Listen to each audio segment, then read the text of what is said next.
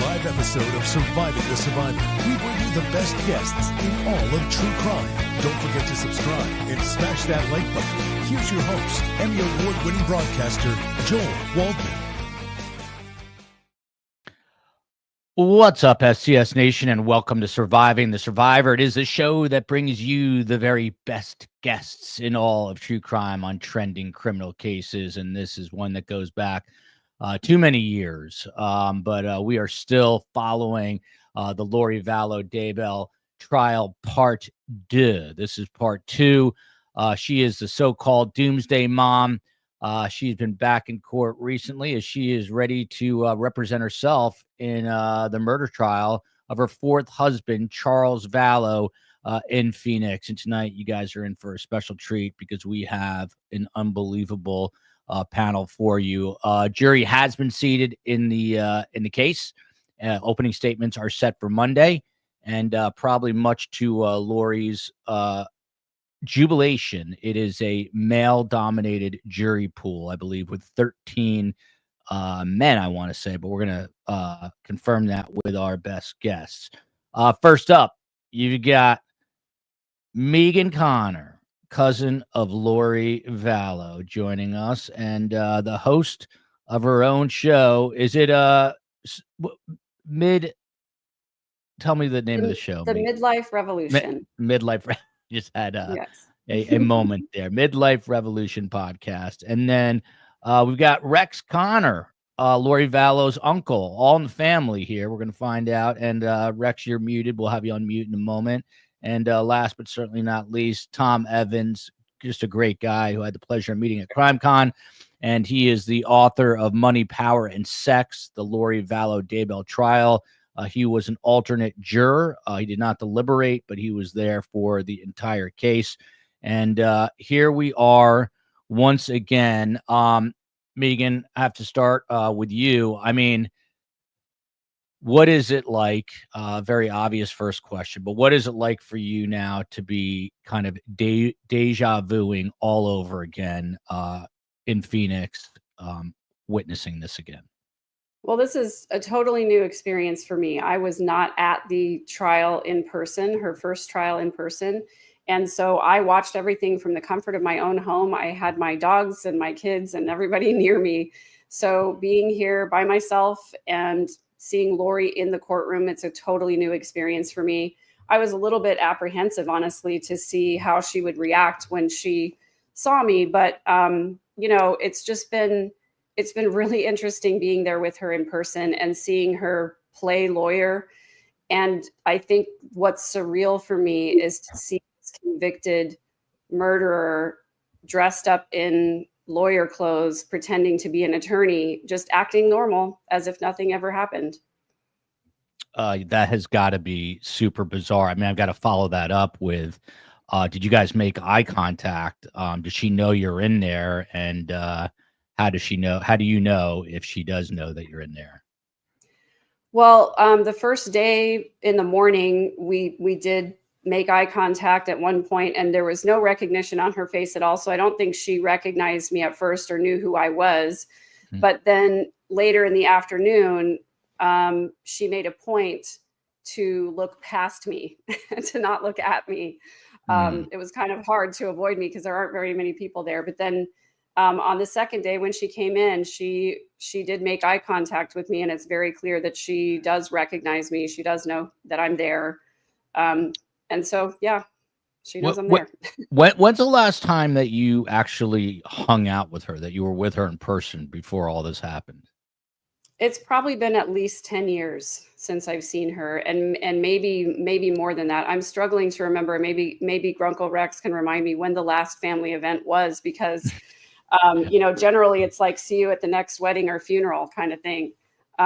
So it's been a while. It's been at least 10 years. Yeah. And by the way, we are going to cover the trial starting with opening statements on Monday. It's a wacky schedule. I think court is Monday to Thursday, no court on Friday. And I was talking to Megan offline. I am planning to head to Park City, Utah to cover the Corey Richins case. They might overlap a tiny bit. I don't know, but we'll figure it out. on the fly, as we always do. Special thanks here to Vonda K, Dr. Vonda K to me for gifting 10 memberships, Cami Day gifting 5, and Vonda K saying, these are my people, meaning there you go, the Connors, I believe, not the Vallows, but the Connors. So Grunkle Rex, as he is known. But Uncle Rex, you're not in Phoenix. Tom and Megan are, and they're attending the trial. But you are, I believe, in Utah. And what is this experience like remotely for you? Once again, where the headlines, Lori was just on Dateline with Keith Morrison. It does not get any bigger than that. What is this like going into this once again? Adam and I were both, Lori's brother and I were both surprised, and we've talked about this quite a few times. We're surprised because we thought we were doing so well emotionally, just personally, getting past it with the last one. We do a podcast from time to time. We can talk okay about it. Then as this got closer and it became real again and everything started getting dredged up, it was an emotion. It was shocking how we weren't as prepared as we thought emotionally. So it's going to be just, you don't know what's going to happen day to day. It's just going to be an emotional roller coaster once again. So not something you look forward to. Yeah, I can't. I would not want to be, in your seat as much as I like you here. But I mean, when you're talking about the emotions, what specifically is kind of gnawing at you? How selfish Lori is being. This is someone we've known and loved since the day she was born, but obviously things have changed in the last 6 years or more. But the fact that at this point she is so lost that she has to put people that she used to love, especially I'm thinking Colby and her mother, her sister, she's putting everyone through all this, apparently oblivious to the fact that it's a strain on anyone else in the world except her. That is just, it's a combination of disappointment and infuriation, if that's a word. It's just beyond the pale that someone would do this to other people. I think if it's not a word, it's a word now. And Rex, the podcast that you and Adam do, is it still on regularly? Where do people find it? It's on wherever you find your podcasts, Silver Linings Podcast, and it's on all the podcasting platforms. Got a lot of our regulars in here. Abby Tahaha, McSpunky, Gifton 20. I believe McSpunky is in Utah. I might be wrong about that, but I don't know. We're going to get to Tom in just 1 second, but not everyone is completely caught up to speed here. Of course, Lori Vallow is already convicted and serving a life sentence without parole in Idaho for the murder of her 2 children. JJ Vallow and Tylee Ryan. And now we're in Maricopa County, which is Phoenix, and that's where her 4th husband, kind of says something right there, 4th husband. Hope I never have to say 4th wife. But anyway, 4th husband here, married from 2006 to 2019. And Charles was the adoptive father to JJ Vallow and Tylee Ryan. He filed for divorce in 2019, citing Lori's erratic behaviors and threats to kill him.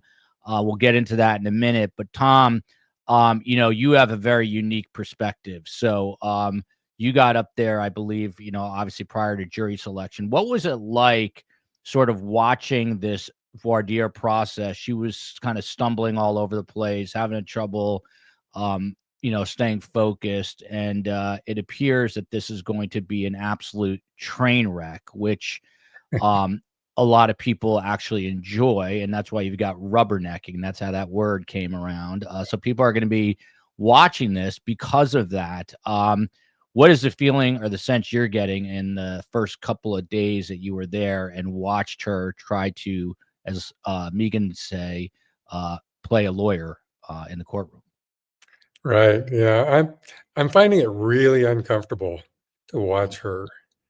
It's not like I feel sorry for her.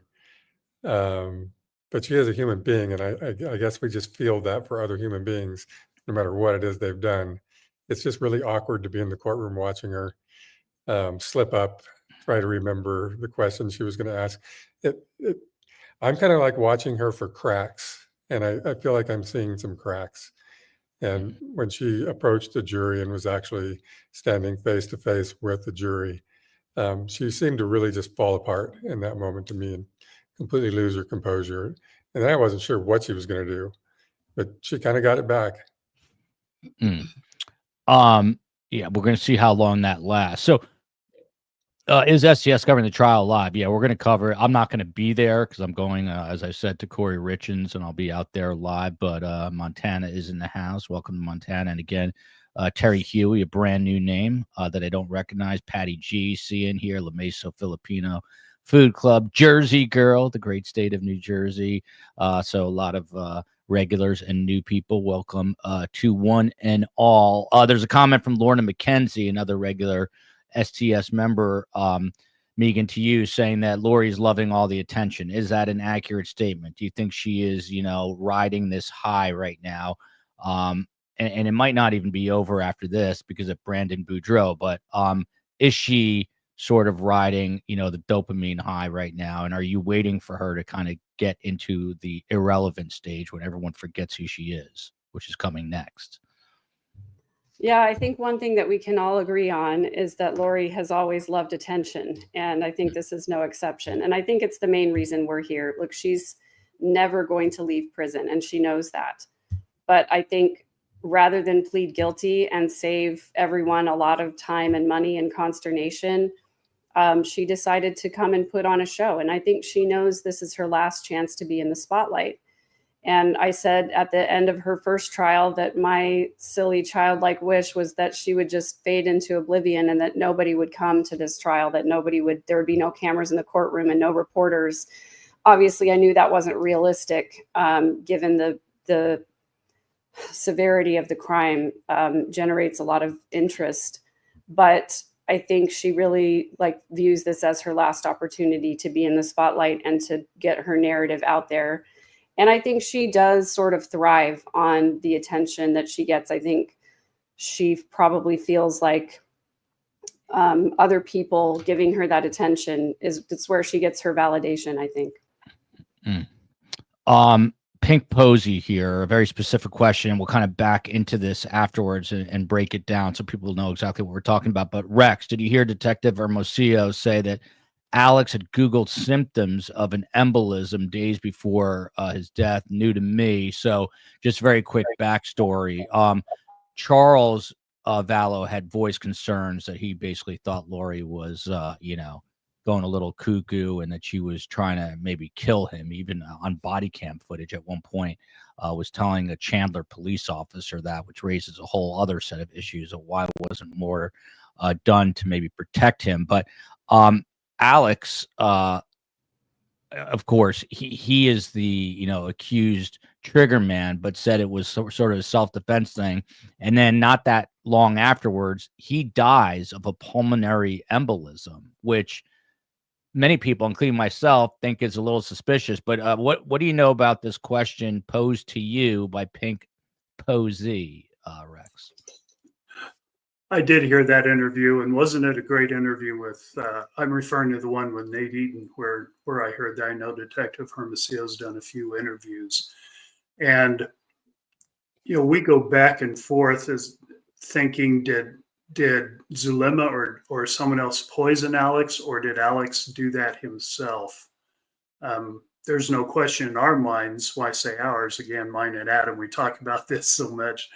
There's no question in our minds that he was killed, but that doesn't surprise me at all that he's looking for information like that. Again, I'm going to get back to Tom, but we've got two family members here. And, right off the bat, all we're doing is talking about Lori, and this should really be about Charles. Rex, I'm going to have you mute. Yeah, thanks. But Megan, what do you want to say, or what should the public know about Charles? And then Rex, I'll have you answer the same thing. Well, I just want to qualify to say that I didn't know Charles well. I believe I only met him in person one time, but I kept track of the family who was away from me by looking at social media. And so I always saw the posts of, the kids. And, I think Summer was the one who posted the most probably and kept the most up with everybody's activities and going ons. And from everything that I heard from every single family member, Charles loved Lori deeply, and he took really good care of her and of the kids and of her whole family. It's heartbreaking to watch the body cam footage of him begging for help and asking for help and not getting it. And I think people can probably tell by that video, he's concerned about Lori. He really cares about her. And I don't think he ever believed that, in my opinion, I think that Lori and Alex ambushed him. And I don't think that he saw it coming, honestly. I don't think he believed that they would have sunk that low. Yeah. Uncle Rex, I mean, do you think that Lori, apparently Lori had convinced Alex on some level that he was her kind of spiritual defender? Do you think that Lori actively planned this with Alex? And also just tell us what, how you would like us to remember Charles Vallow, who's really obviously the victim here. And I appreciate you saying that, Joel. I hope everyone realizes that Lori is the sideshow here. And we are really in this for the people that need to get justice for Charles. Everyone I know of loved Charles. Everyone in the family, of course, the Coxes, when Lori started gaslighting again, just like she did previously with her previous husband, Joseph Ryan. Up until then, everyone loved Charles. He was kind. He would type of person that would do whatever he could for anyone around him. But more than that, he's just fun to be around. He would talk. He had a very opinionated, especially politically and sports minded. So it was fun to just take the other side, whatever the other side was, and go back and forth with him. And he enjoyed that too. And just good to be around, just a good guy that you want to spend time with. So he's a loss to everyone in the family, no matter where the direct relationships are. Everyone just loved him. It's so tragic, and I do very clearly. I'm just gonna keep you muted, Rex. I'm sorry. Oh, you did it yourself there.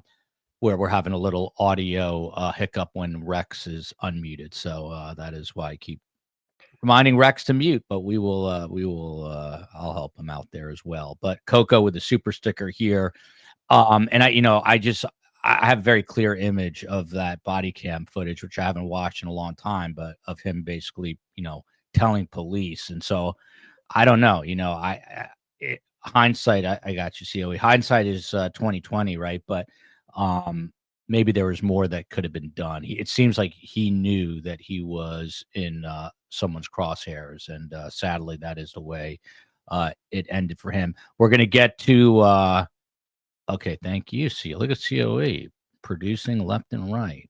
The executive producer extraordinaire. Tom, you wrote one book. Are you ready? I've been procrastinating on my second book, but I'm going to force myself to do it. Are you ready for this, Tom Evans? Am I ready for what?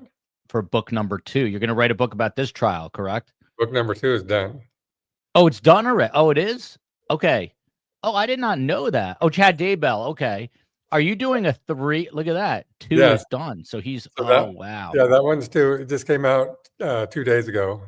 Wow. What's the official title on that one? Chad Daybell, The One Mighty and Strong. Okay. And anywhere books are sold or what? What's the deal with that? Well, it's on Amazon, but I think you can get it wherever. Wow. And are you going to write a 3rd then? Now you've got me, now I'm ashamed because I haven't started 2 yet. No, we haven't talked for a while, but yeah. I am going to write a 3rd one. I feel like book 1 and book 2 have kind of led up to something that I'm slowly getting to, which is how could Lori have committed the crimes that she committed. And I think that book 3 is going to help answer that. And book 3, it will involve, I mean, part of it will be this trial that you're at now.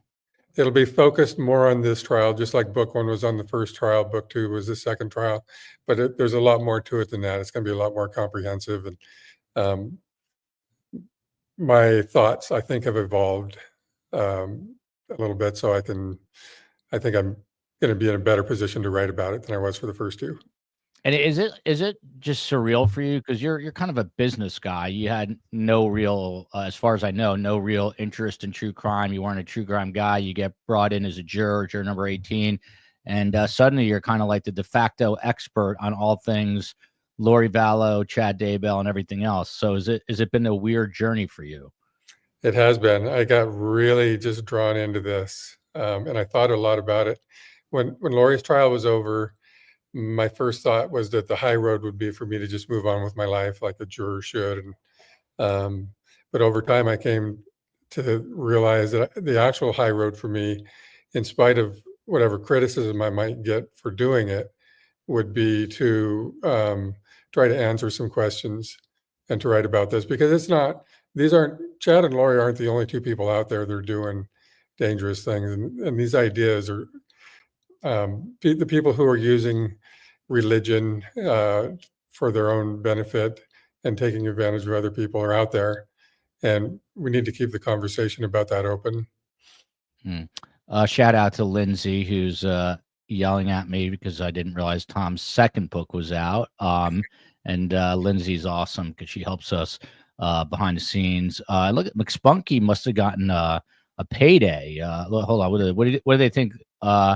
Megan, you want to respond to this just about Lori representing herself, but first this, McSpunky offering up a Megan Connor snack fund. McSpunk, it must be closing some deals wherever he is. Very generous day, but yeah. What are your thoughts? And then we're going to play some video for you, but what are your thoughts on her choosing to represent herself? I mean, it's a very Lori Vallow kind of thing to do, is it not? It is on brand for Lori to think that she is smarter than everyone else, I think. And I think part of it, though, by the way, thank you, McSpunky, because I do love my snacks. I think a big part of it is that Lori was unhappy with her representation in her first trial. I think she was unhappy with them sort of throwing Chad under the bus during closing arguments. And I think she observed the first trial and she thought, well, I can do that. That's not hard. And so I think that's a big part of it. The attention seeking is a big part of it. But also, it seems like an attractive option to an inmate to be able to appear in street clothes and to question witnesses and to not have to wear shackles and everything, although she does have the shock belt. So. Yeah, that I've heard about. So without further ado, let me play this sound here, and then we'll break it down with the guests. Here we go. Is claiming trial by ambush from the defense. Trial by ambush. How is the defense trial by ambush when they have interviewed every single one of these witnesses before in the last 5 years since this case started?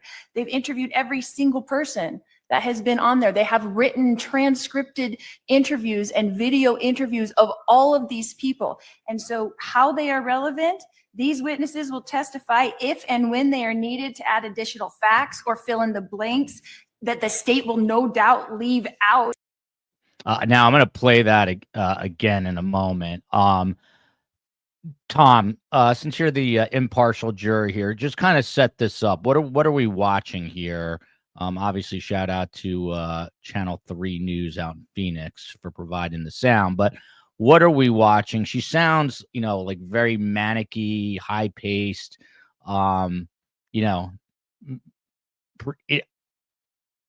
She claims she was studying law in prison, and I think she actually believes now that she's an attorney. But set this up for us. What was this like? Most of what else you saw when she appeared in court just now? I feel like she's being really disrespectful. Just the tone of her voice. I don't know why feels like she can talk like that, but she does. And I think it's one of the cracks that I'm seeing, right? I think she's feeling the pressure. In this moment, I think this was before she spoke to the jurors, and I think she's really starting to feel the weight, the pressure that's on her to actually step up and do what she says she was going to do, which is defend herself. So we'll see how that goes as it goes on. I think it's going to Yeah. get harder and harder for her to do that. I'm going to replay this because it's fairly quick, and Megan and Rex, I'd love you to react, but here we go. State is claiming trial by ambush from the defense. Trial by ambush. How is the defense trial by ambush when they have interviewed every single one of these witnesses before in the last 5 years since this case started? They've interviewed every single person that has been on there. They have written, transcripted interviews and video interviews of all of these people. And so how they are relevant, these witnesses will testify if and when they are needed to add additional facts or fill in the blanks that the state will no doubt leave out. It's a mouthful, but Megan, what do you make of that clip there? I mean, she sounds kind of amped up on like Adderall or something. I don't know, but what do you make of that clip? Well, Lori has filed several motions unsuccessfully, and I think this is probably one of the first times in her life that she's really not getting her way. And I think that's what we're seeing. I think we're seeing her frustration that her motions continue to be denied. And when the judge denied her final motion, which was she was trying to get the case dismissed on grounds of prosecutorial misconduct. And when the judge denied that final motion, her mic was still hot and she said, of course. Mm-hmm. So I think we're seeing her frustration that she's filed these multiple motions, really trying to maintain control of this process and trying to keep control of what's happening in court. And she just can't do it. And I think she's really frustrated by that. I think her normal tricks of charm and ingratiation just aren't working in this particular setting. Yeah, I think it's going to get worse for her. So Justine Shrimshire here, new name, and thank you for this. After watching Lori in the courtroom, I have so much more compassion for her victims and family members. They've endured so much. Rex, you care to comment about that comment? Sure. I think Megan's being a little bit too generous to Lori. I think it's just theater. I don't think she is knowledgeable enough or thinking of other people enough to think that she's under pressure or cracking or getting behind. She's just manipulating, and this is the theater of her life. And so using that tone, playing the poor me, look at all this happening to me, I think is just theater. None of us are in our hearts and minds, so we're all just speculating. But I just think it's theater. Yeah, we'll kind of be like a support group for one another because we are gonna play this live. We're going to carry this trial live, and it'll just be our chat. I'll be in here, and periodically we will have special guests like Megan and Rex and Tom join us. They're going to obviously be in court. Megan and Rex will. I'm sorry, Megan and Tom will. But Rex and maybe Adam and others will hop on with us periodically during the day to just comment on what we're seeing. But it's going to be a show. Which it really shouldn't be, but that's what Lori, I think, is trying to make this turn into. From Sally, another question to Megan: why does she repeat specific words and phrases? I don't know if you've noticed that. Is this something that she's always done? Is it an obsessive thing? What is it about her?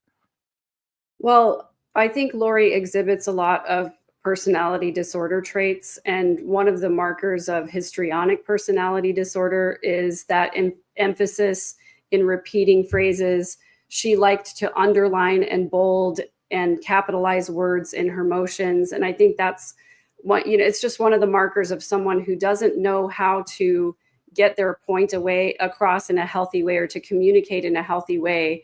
And so they repeat words and phrases, they use emphasis, they use heightened emotionality. And I think we've seen a lot of that from Lori. And of course, I'm not a mental health expert. I'm not trying to diagnose her, but we know that she has been diagnosed with personality disorders. We just don't know the specificity of that other than that she has delusional disorder with hyperreligiosity.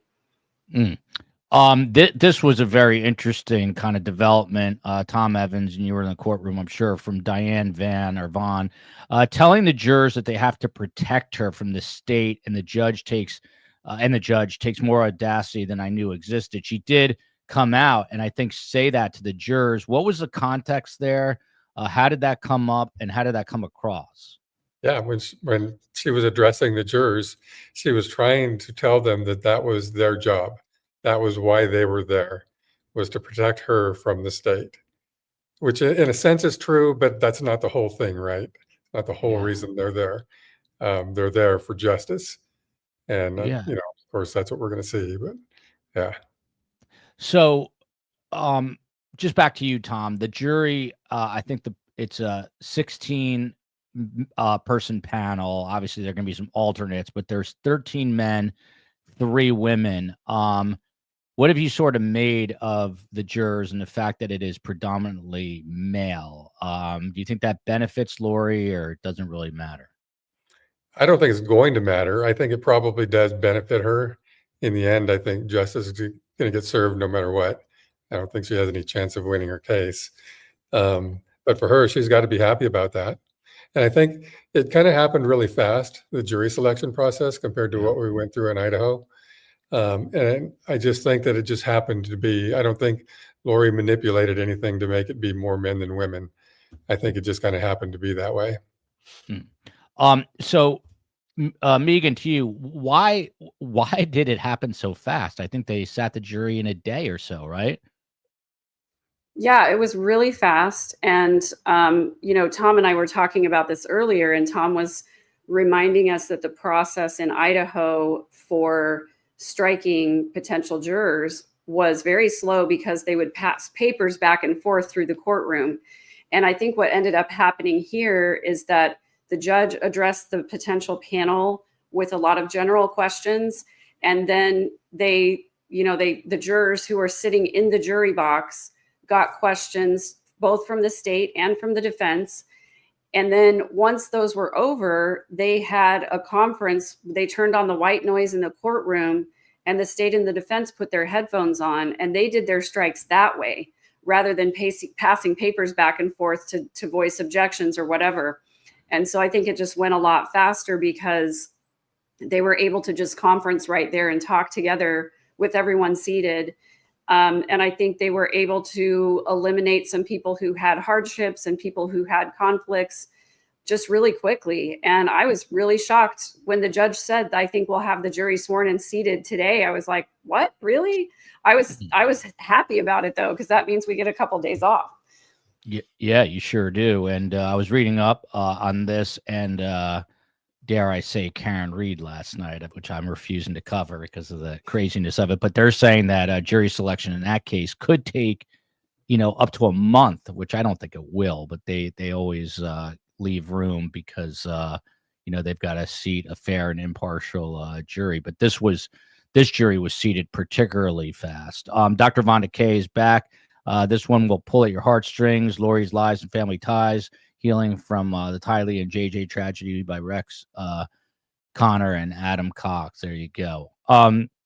So just to catch some people up to speed who might not be. So this current trial is obviously, again, in Phoenix. The charge here for Lori is conspiracy to commit murder in the death of Charles Vallow, who, again, is her 4th husband.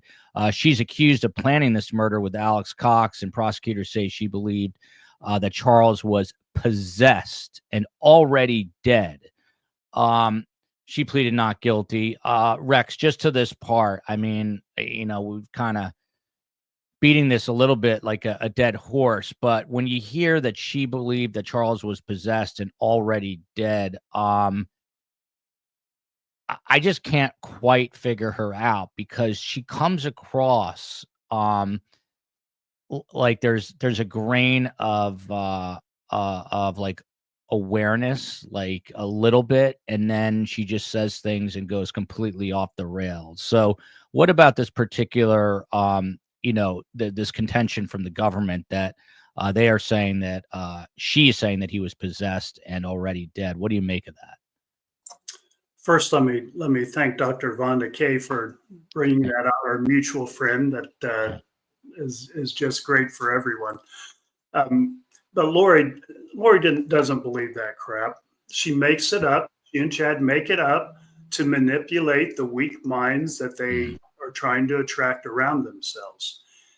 And I understand she has delusional disorder, and I'm not a psychiatrist or a psychologist or someone that knows all the depths of that, but we're dealing with a person who is basically evil.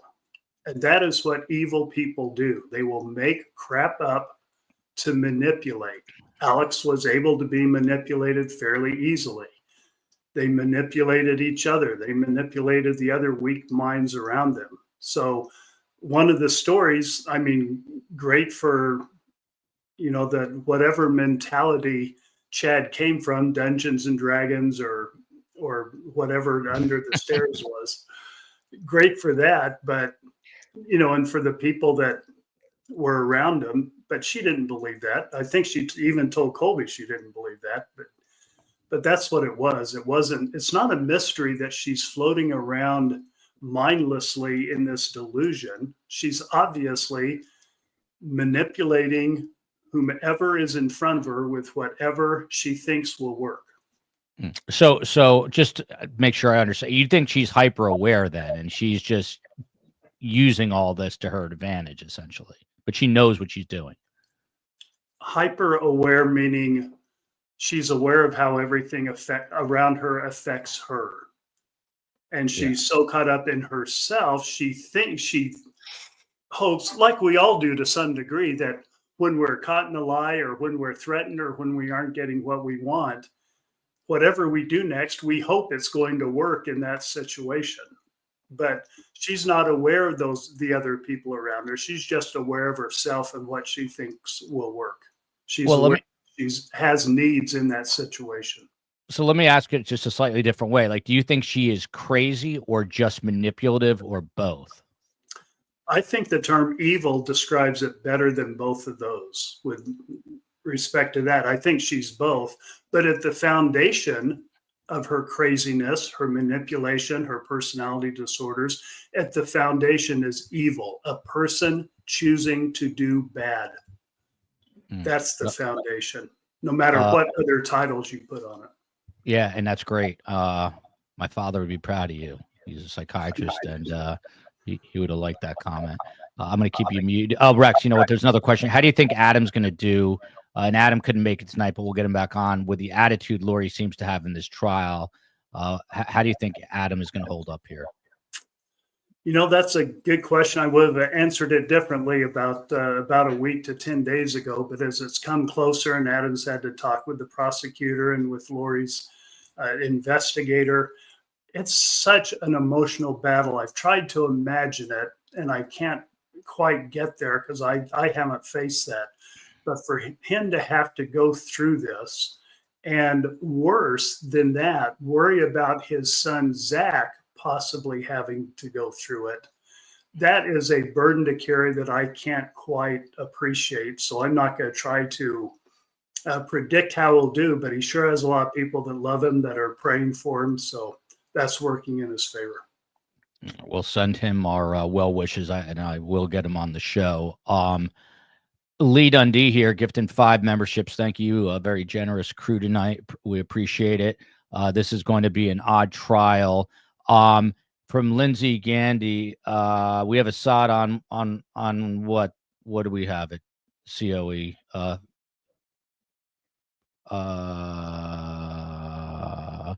I'm looking for the soundbite, but while I do that, Lindsay Gandy here, give me a sec. Do you think she's trying to play a religious martyr?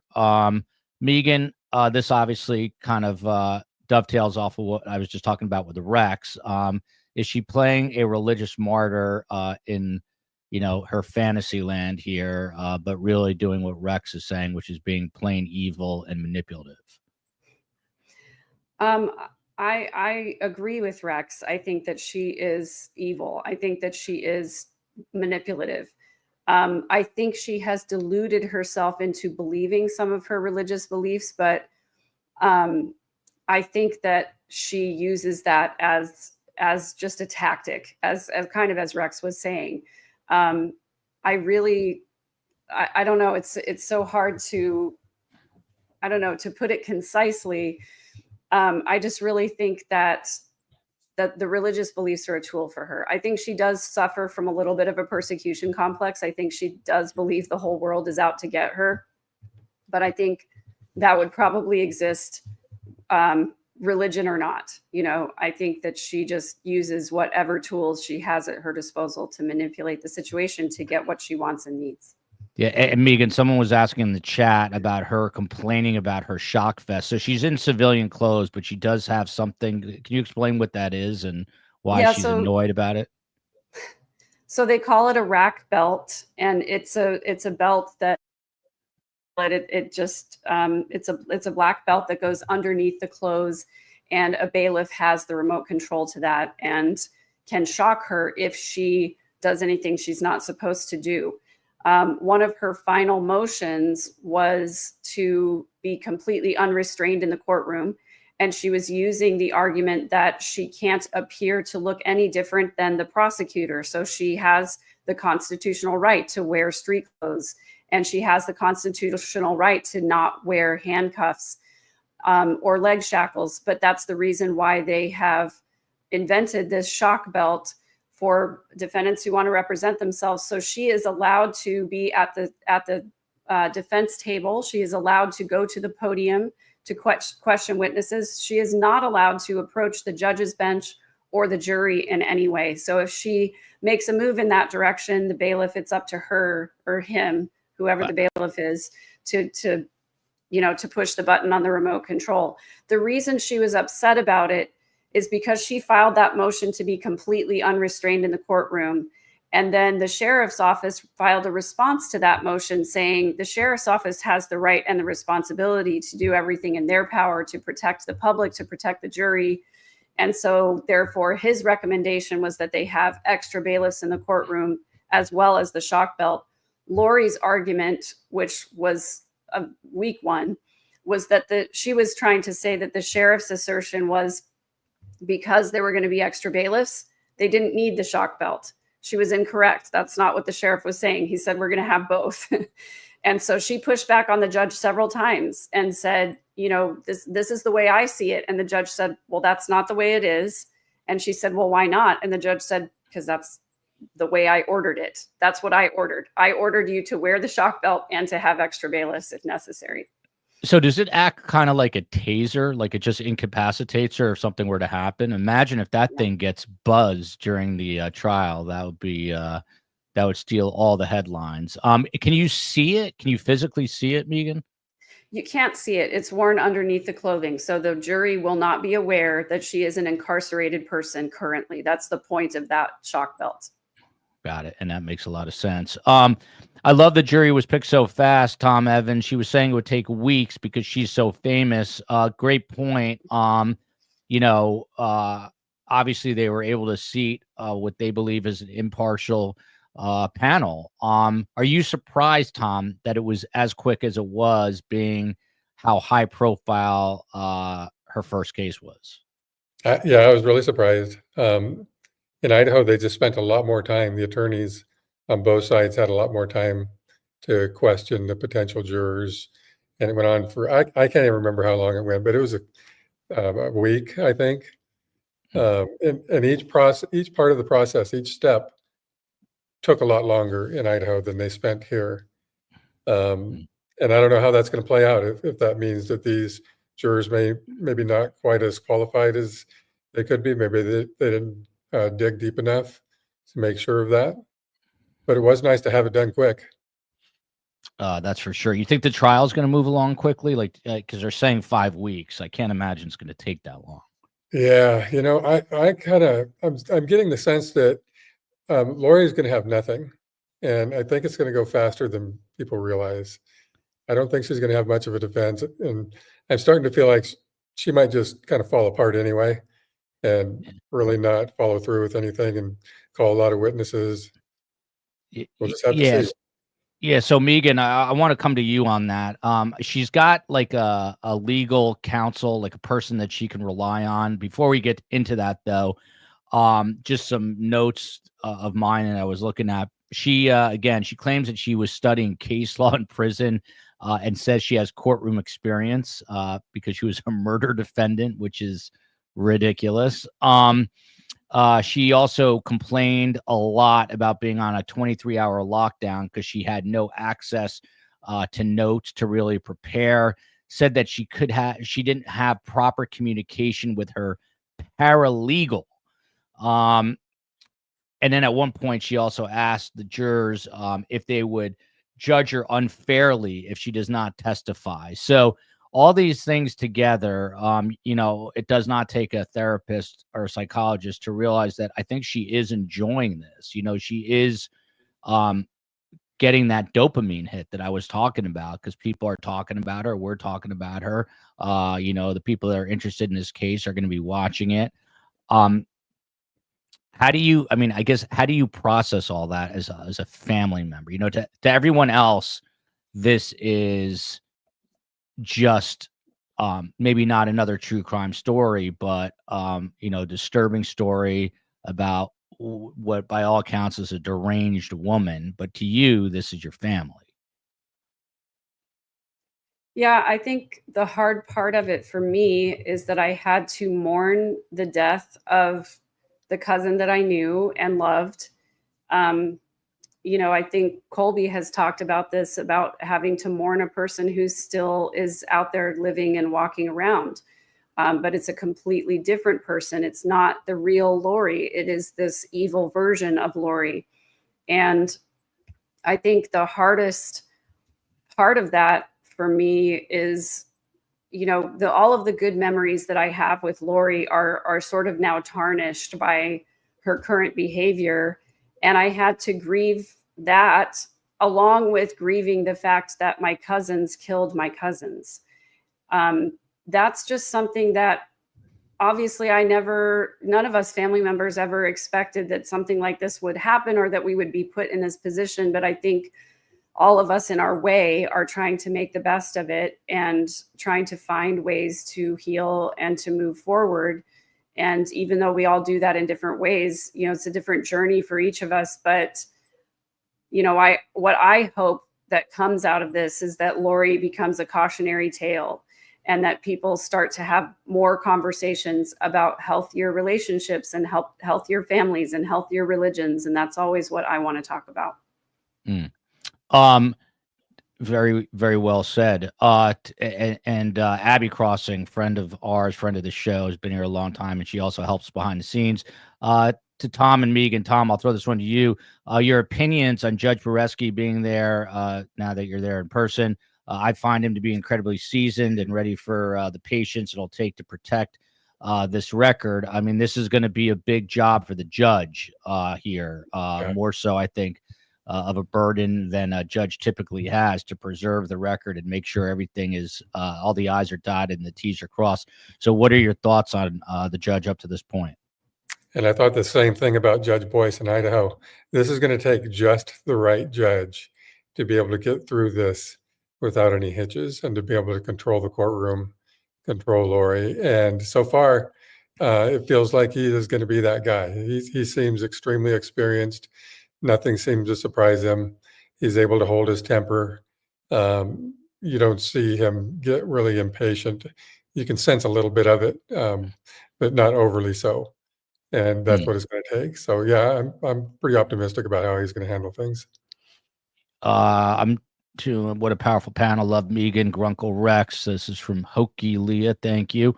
We're going to play this other piece of sound now. We're going to talk about Brandon Boudreaux as well. But here is the second piece of sound, if I'm playing the right one, COE. Here we go. Many know the name, but the story of the so-called Doomsday Mom really started here in Arizona back in 2019, an exchange between Charles Vallow, Lori's fourth husband, with East Valley Police. She's at a break.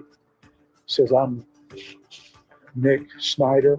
I've taken over Charles' body, and Charles will get killed. I'm going to kill you. You're going to be murdered today or tomorrow. And just months later, I got in a fight with my brother-in-law and I shot him in self-defense. So that's part of the story, but this is the soundbite that is haunting and chilling Snyder, here. I've taken over Charles' body. Says, I'm Nick Snyder.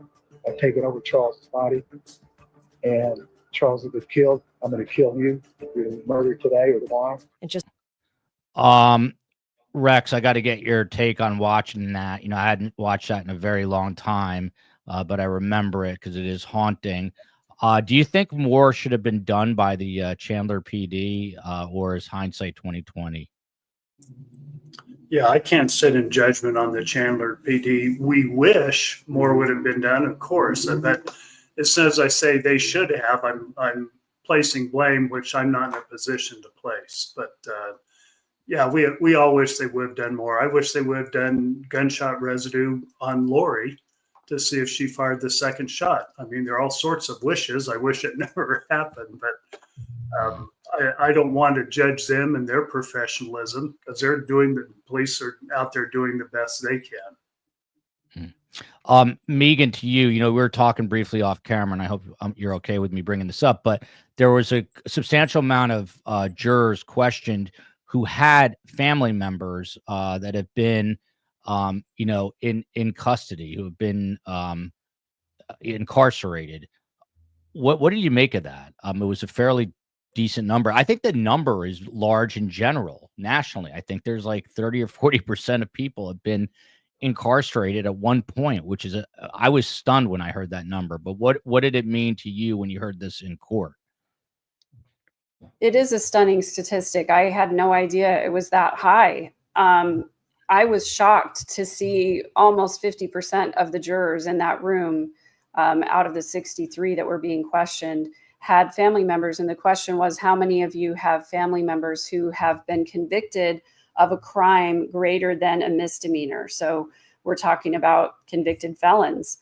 And it was both fascinating and heartbreaking for me to hear those individual jurors tell the stories of their family members who had been incarcerated. And some of them, before they were born, and some of them didn't have much contact with those family members or know very much about their cases or anything like that. But it really made me feel less alone, because in this process, I mean, I haven't really met many other people who have family members who have been, jailed for murdering other family members. I think that's a much smaller pool of people, but I felt pretty alone in this whole process. It's pretty difficult to go through. Not very many people understand it. And I was relating earlier that when I took some of these issues to my therapist, he was very helpful, of course, because he's a great therapist.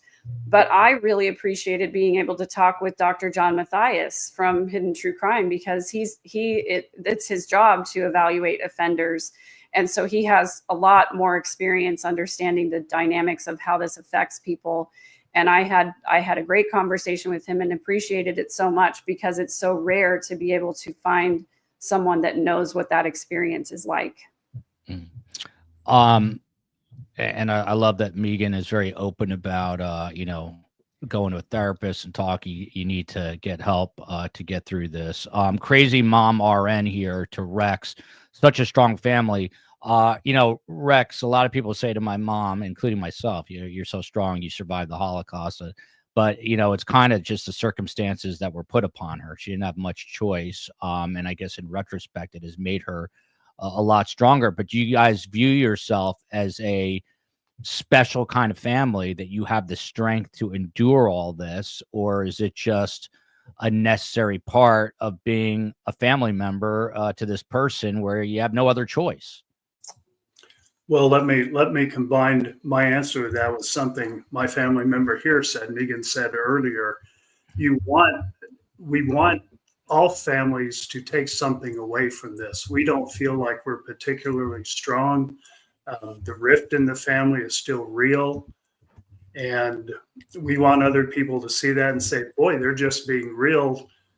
This stuff could happen in our family. Hopefully not serial killers in the family, but bad stuff happens in a majority of families. And you really need to listen to Megan's voice, listen to Adam's voice. That's his message. Hey, in your families, talk more, call people out when they're going off the rails, get them help. That's what we want people to think of with the family, not, boy, they're strong, they're getting through this. We aren't doing that great. I think we're doing like any other family might do. I think we have other stuff going on in the family besides this, nothing more egregious than this, but other stuff going on. And, we just hopefully will be an example of people that just keep trying to stay positive and do the right thing with their family members. Yeah, life is complicated. Families are complicated. Maybe we should all be dogs. I think the planet would be much better off if we were all just four-legged canines running around. Rex, people are asking, how come you are not going to the trial? Is there a specific reason you're staying away? Oh, I didn't say I'm not going. I'm just not there now. Oh, okay. I'm planning on being there Monday with 3 of my daughters that want to go, and I want to be there when Adam testifies, if he actually ends up testifying. Anytime a family member's there, I'd like to be there with him, because it's you don't want to go through that by yourself, being a family member in a trial.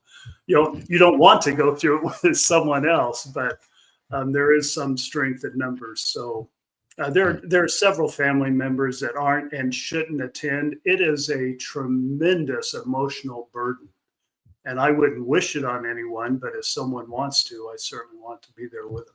Yeah, and how are your daughters doing? How old are they, if I can ask, and how are they doing? Yeah, they're old like Megan. None of them are as old as me. And you aren't as old as me, so I'll take that trophy. And they aren't doing that well. They want these 3 want to go because, as it was in Lori's trial, it's kind of like you have a viewing at a funeral, to make it real and to be able to grasp the reality of it. So you have something to talk about with your therapist the next time you go back. I mean, all of us are going to therapists. The youngest daughter isn't and shouldn't go. She was Tylee and JJ's nanny for a while, and she just says she doesn't want to deal with it. Well, she's dealing with it her own way by not following it too closely.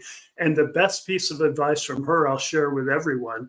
She said, Dad, Lori is a sick person. My bar is so low for her to surprise me or to do something rational that I don't need to follow it. I don't need to hear anything that she says. And I really like her example and her philosophy of it. Yeah, I think this is actually the most important part of the show, if I may chime in, that what Rex is saying and his honesty, which is what Nicole's saying. We all live in an Instagram world where everything is perfect, and we all know that is not true. And you're looking at a family struggling with a real life relative and the family dynamics. And I just love the fact that Rex and Megan talk so openly about, as the son of a psychiatrist and the son of a social worker, a licensed therapist, that they talk so openly about needing to get help. Everyone needs help at some point in their life, some more than others. But I love the fact that they're being honest and open and, not putting up sort of a false facade. It ain't easy, and it's not going to be easy, and it's not going to be completely over. Tom Evans, I guess, what's your biggest observation from, your first time being called as an alternate juror, which you didn't even know at the beginning, obviously, but from that point to now seeing her, what has been, I guess, the biggest transition in her demeanor or the way you look at her? Can I add something to what they, Megan and Rex said first, from the perspective of an outsider? I've gotten to know a lot of the family members, sitting in court and calling them and talking about, what I'm writing about and everything else. And I really appreciate them, because they could be hiding away somewhere, right? They don't have to put themselves out here. And they do, they choose to. They've made that choice. And I find that to be extremely powerful. It takes a lot of guts, and I've seen so much emotion. I see a fierceness in a lot of them, and anguish, all of that. And they're exposing themselves to all of us with that stuff. And I really appreciate that. I think it says a lot for who they are. So I can't speak for the family. I'm going to say I agree 100%. They're a kind of a symbol of strength now, as we're talking about them right in front of them. But what about the change from trial number 1 to this trial with Lori? What have you noticed different? You know, I didn't really know that much about her in the beginning. The first time I actually heard her speak in person was at her sentencing after the trial. The second time was sitting here in Phoenix listening to her talk. And I think, but I see a person who I think she's feeling her weaknesses. I think she thought she was going to enjoy this, and I don't think she's enjoying it right now. I think it's kind of coming down on her in this moment. So it's going to be interesting to watch how that develops. Yeah. And Tom, I don't know, is your wife with you there? Your wife is often by your side. How's this impacting her? So as much as this has changed my life for the last 2 years, it's been 2 years since I got called into jury duty. It's affected hers the same way because she has been right with me the whole time, supporting me. She does all the stuff that I don't want to do. I sit there and I write stuff and then hand it over to her, and she has to do everything else, including mailing books or any of the technical side of the thing on the computer, stuff that I just don't want to deal with, dealing with editors and publishers, whatever. She does all of that. Well, that's good teamwork. So kudos to her, and tell her that she's getting some credit, at least from STS here. This is obviously Charles Vallow, with and without hair. By all accounts, just a great guy. Gone way too soon. And then Megan, you look at this comment here. This is why I love STS. This is a difficult comment I'm about to put up, but from Mayhem Nation, my brother just shot and killed my sister-in-law December 6th. So no, you're not alone. What's your advice to someone who might be? There are a lot of victims in here in the STS community. If someone is going through something as serious as this or a little less serious, what is your advice? Well, I can't, I don't ever give people advice. But I will say, in my experience, what helped me the most was to say how I felt out loud. And for me, that meant, with my therapist, with my close friends and family members, and, in the venues where I can have a positive conversation about making positive change. And so I know a lot of people who go through tragedies like this, it can sort of infect and take over their whole life. And so I guess for me, I didn't want it to do that.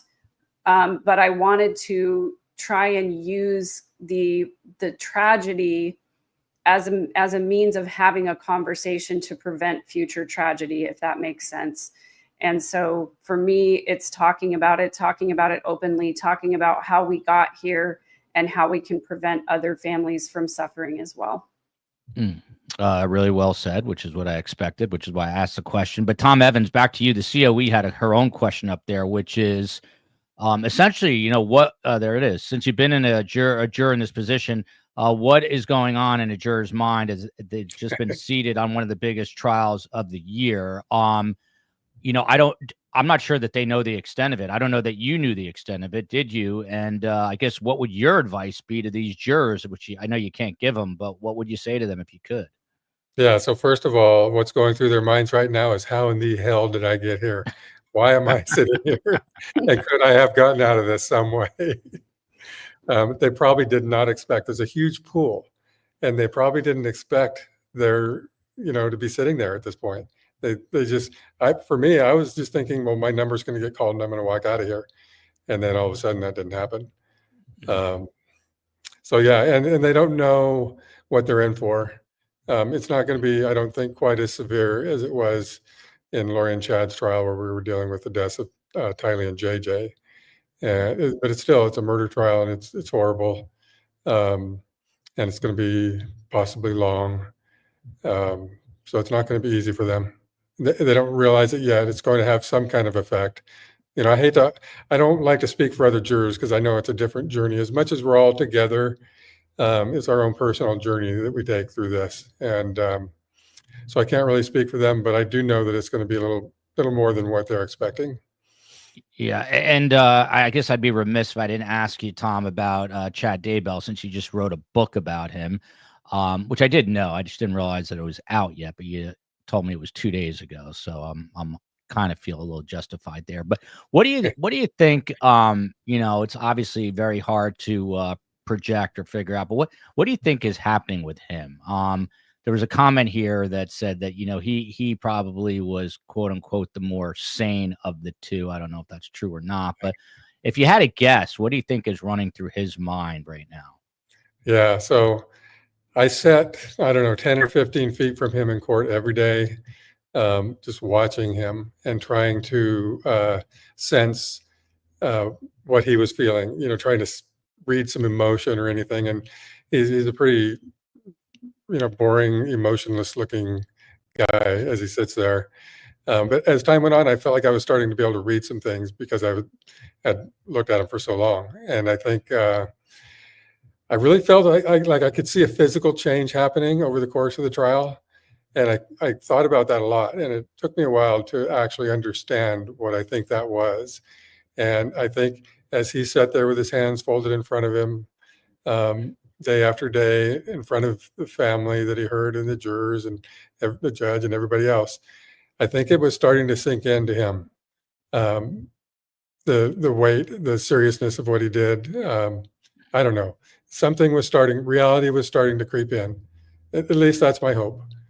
Because if that's true, then at some point he's going to have to come to terms with that. And that's what we hope for anybody, even somebody as horrible as Chad, is that they're eventually able to understand what they did and ask for forgiveness from God, if nobody else, I guess.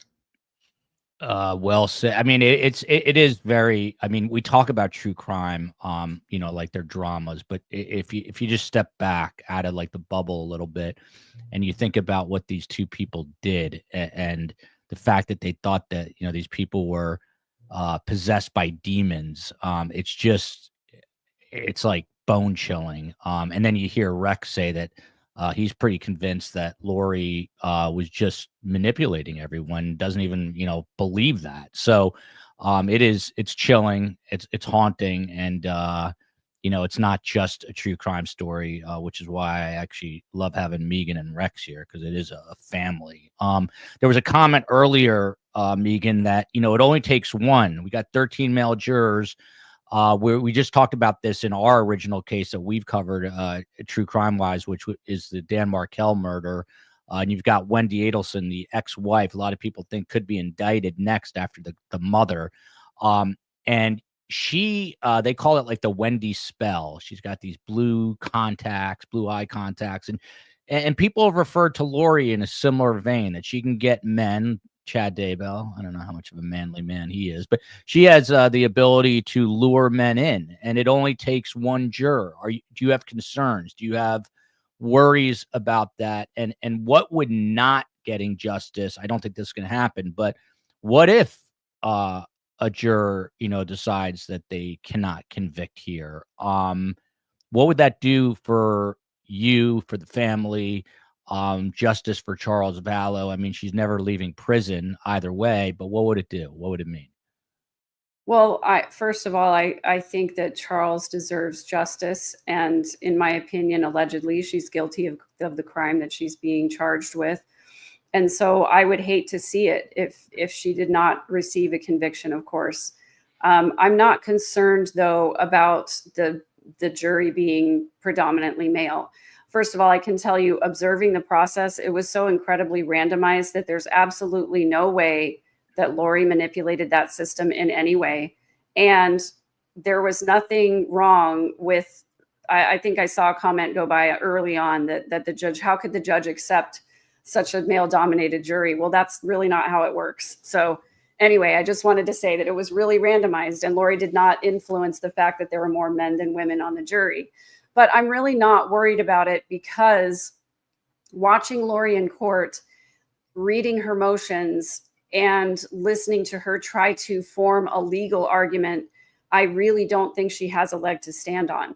I think her hubris is going to convict her. And I believe that she doesn't have the knowledge that she needs to make the legal arguments that she's trying to present. And what's interesting about her motions is that she'll reference case law. She, of course, has 2 advisory council attorneys, and she has a paralegal, and she also has an investigator, all at her disposal to help her present her case. But at the end of the day, Lori is the one who's trying the case, and she's the one who has to come up with the objections on the fly. She's the one who has to think on her feet and redirect when a witness testifies of something. And I just don't think she has the knowledge or the intelligence that she needs to do that. So I'm not really concerned that the jury is going to be swayed by her. I really think she already has appeared to be fairly incompetent, and I don't think it's going to get better. I think it goes without saying, a lot of people give lawyers a hard time, but it is a profession, and there are levels to the game, as they say in the fight game. I'll tell you a 3-second side story. So I was covering politics for Fox News, and I'm a diehard UFC fan, and at covering the Super Bowl. That was one of the perks of working at Fox News. And right next to me is the president of the UFC doing a Fox Sports interview. And I've interviewed Dana White before, so he kind of knew of me. So as soon as I'm done with my interview, I rip out my earpiece, and Dana was just finishing his interview, and I said to him, I cannot cover politics another second. I'm going to, myself. He starts laughing, and he said, oh, we have a position for a second play-by-play team. I'm going to bring you out to LA to audition you.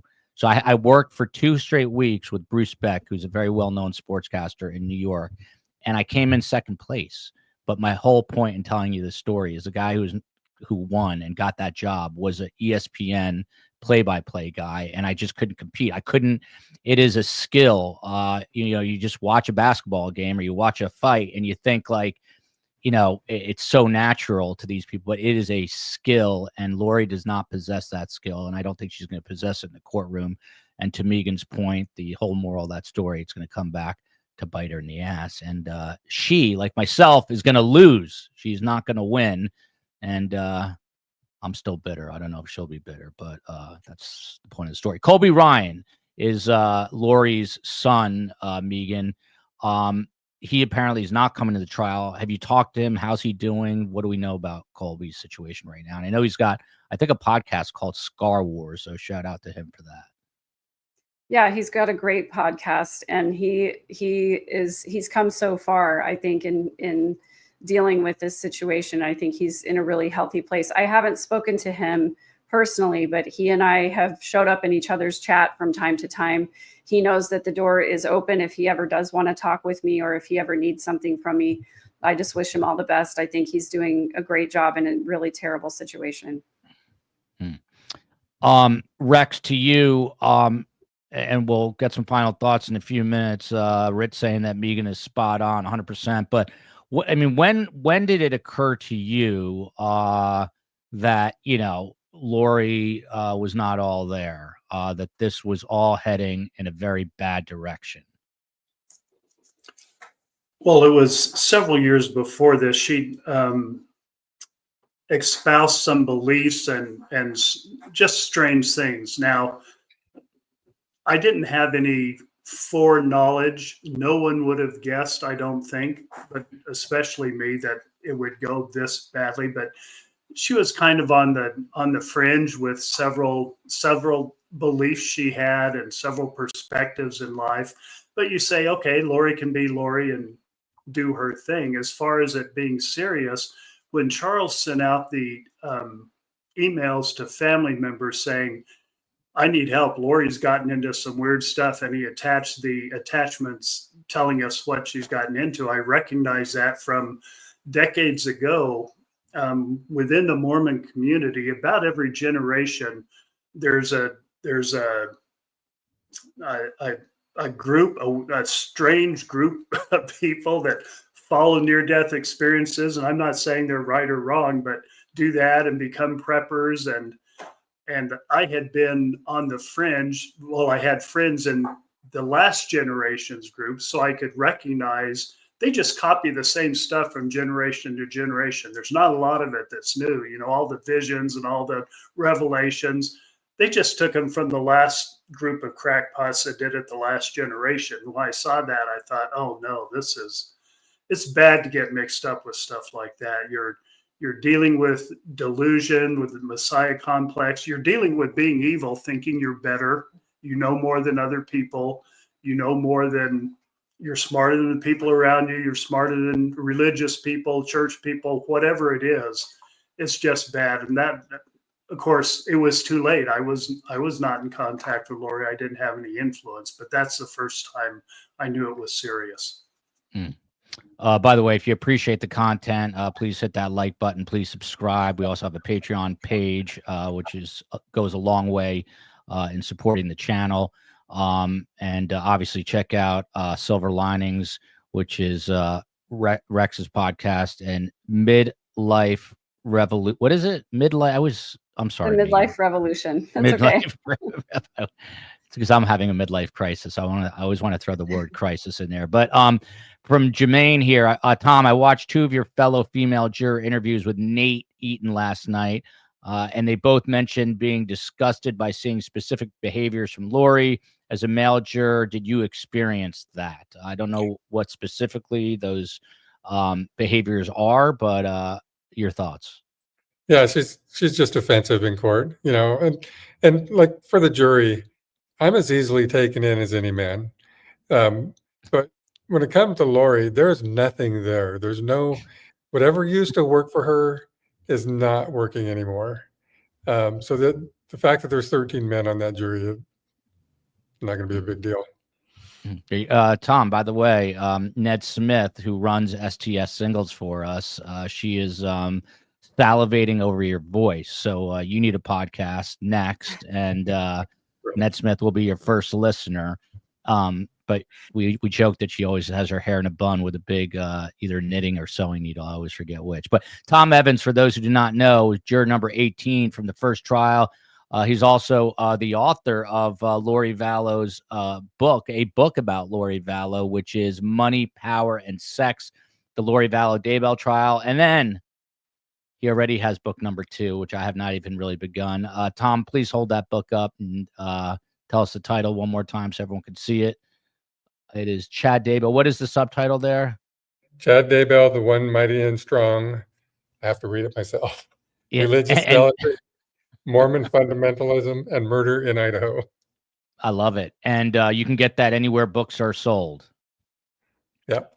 There you go. Tom, your final thoughts. Is the jury going to handle this as a former Vallow juror? Are they going to handle this? And is Charles Vallow going to get justice here? Charles Vallow is going to finally get justice, and I'm really happy to see that for the family. That is what's going to happen here. There's no other outcome. The jury will be fine. You have to give jurors credit. Yeah, it'll all work out. Tom, by the way, just a great guy. Again, I met him at Crime Con, and what you see is what you get. Genuine, sweet person, and that's probably why he was picked as a juror. That was his. It's both a blessing and a curse, I guess, because he was a sweet guy and seems like he could be very impartial. That's why I'm sure he was chosen. Robin Lane here. Love seeing STS Old Time Jury 18 Rex, and of course, Megan all together. Love having them there. STS, as you see at the bottom, will air Lori's trial live. If anything, we can be a support group for each other. Consider it AA for Lori Vallow here at STS. That's what we will do. For those who do not know, now you know. Rex Connor is Lori Vallow's uncle. He's in Utah, the great state of Utah, which I'm going to head to for the Corey Richins trial. And maybe I'll meet up with the Rex while I'm there. I don't know how I'm going to be, I guess, in the Park City area. I don't know how far that is from you. But Rex, your final thoughts here, and how are you feeling, I guess, ahead of this trip that you're about to make to Phoenix? I'm looking forward to reconnecting with this family, just people like Megan and Tom, Kay and Larry. I always hug them when I see them and thank them for getting the ball rolling with the police. Ray Hermosillo's become the face of the army of law enforcement people it's taken to bring justice to Lori and Chad. And so I'm looking forward to that part. Not looking forward to being in the trial. I'm looking forward to thanking the media, including podcasters like you, Joel, with this great podcast. So I guess, mixed emotions with that. I need to tell Mary Conrad, thanks for noticing the family resemblance here. That's a great compliment to me. Megan, sorry about that. But I just have more hair than you. That's all. that's not all. That's not all. Yeah. By the way, if we were doing Karen Reed, there'd be 15,000 people banned in the comments section. I'd have 10 million hate emails already. So you got to choose your poison, I guess. From La Mesa Filipina Food Club here, Joel, blessings to you and Carl. Thank you. As you commemorate, today is the 2-year anniversary of my father's death. So I am off to the synagogue after this to say a little prayer for him. According to, he actually died on March 27th, but you go according to the Jewish calendar, which is a whole complicated thing to figure out. But thank you for that. I appreciate that very much. Megan Connor, of course, is Lori Vallow's cousin. She is the host, I finally will get it right, of the Midlife Revolution podcast. Anywhere you find podcasts, another all-around great human. I mean, I can't overstate this enough. I mean, you're seeing it. Rex and Megan just are super genuine, super honest about things not being easy, super honest about all the, the problems that they've endured, and then dealing with a relative like Lori obviously is brutal. So I will leave it open-ended, Megan, and I hope both of you, Rex and Tom, all three of you, will join us during the course of this trial at night or right after court to let us know how everything's going. But Megan, your final thoughts heading into this. It's been a long journey. I'm looking forward to there being justice for Charles and justice for Brandon, and then for putting this chapter behind me in a lot of ways. And when I met eyes with Lori yesterday afternoon, I had this realization that I really felt nothing. I don't love her. I don't hate her. I nothing her. For anybody who's a Seinfeld fan, you know what that is from.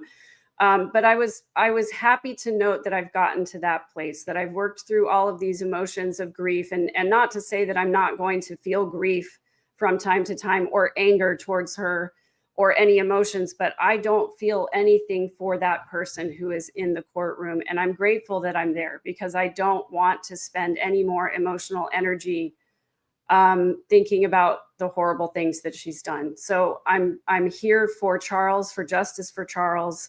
I'm here for the family members, and I nothing Lori.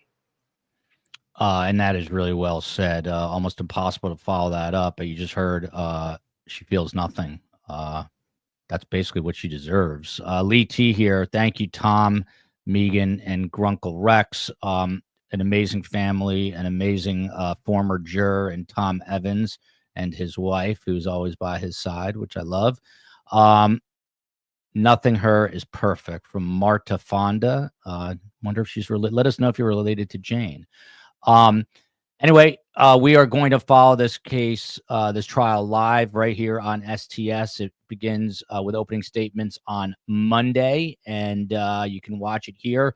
Tomorrow night, we're doing kind of an interesting show at 5 p.m. Eastern, talking about Luigi Mangione and Brian Kohberger, both under 30, both facing the death penalty, talking about the death penalty, the crimes they committed, and we have two legal scholars on that, so it should be interesting, a little bit different. And then America's most respected detective, Phil Waters, said, you know what? I'm sick of Wendy Adelson. The last 3 weeks, they were breaking down Wendy Adelson's police interview.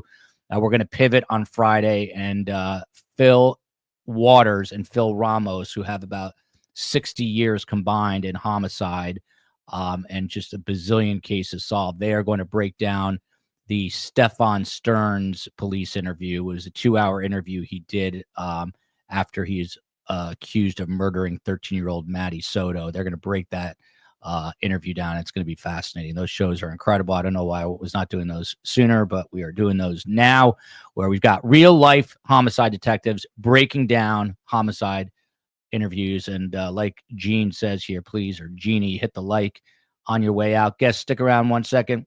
Love you, America. Love you, Utah, Arizona. Justice for this man right here. If I can, There we go. Charles Vallow. We'll see you.